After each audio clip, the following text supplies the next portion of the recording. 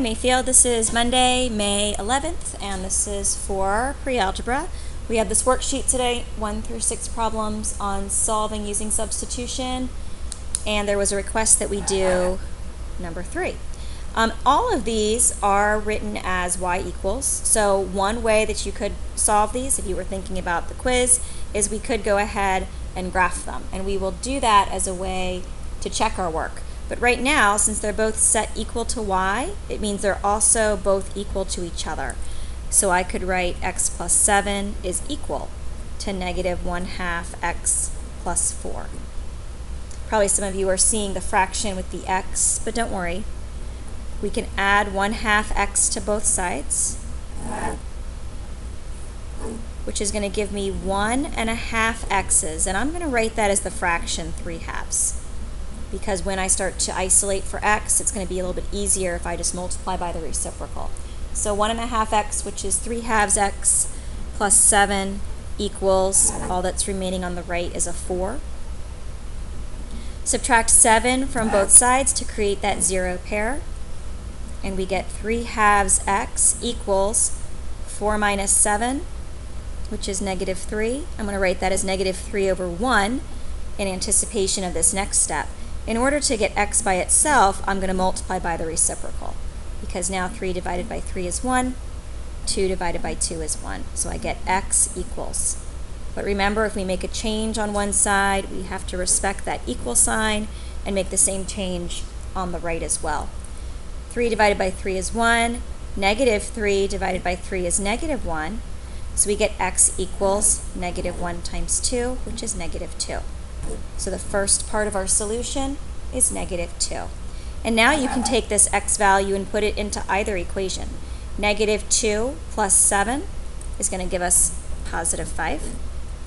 Or if we take negative 2 times negative 1/2, we're going to get 1 plus 4, which is 5. If we were to graph these two, we would get the same answer. Their point of interception would be at negative 2, 5.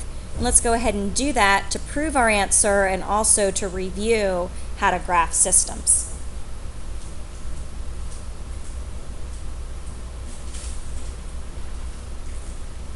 So using your graph paper, I'm going to go ahead and draw my x and my y-axis. There's my y-axis and my x-axis. Again, if I'm graphing systems, my first equation, y equals x plus 7, which means my y-intercept is at 0, 7, and my slope is 1. So I could go up 1 and to the right or down 1 and to the left, as long as you make sure you have enough points. And then you can go ahead and use your straight edge or your ruler and connect and graph.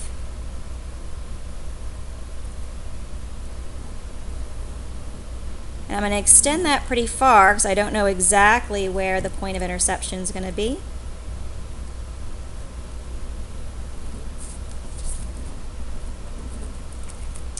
And then our second equation is y equals negative 1/2 x plus 4. This is a good one to look at because some of you on the last quiz, when it was a negative slope, you had a positive slope instead.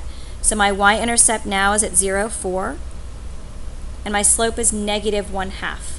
So down 1 into the left 2, or right 2, down 1 into the right 2, or up 1 into the left 2. Oh, look at that. Ding, ding, ding. There's your point of interception right there. But let's go ahead and connect and extend.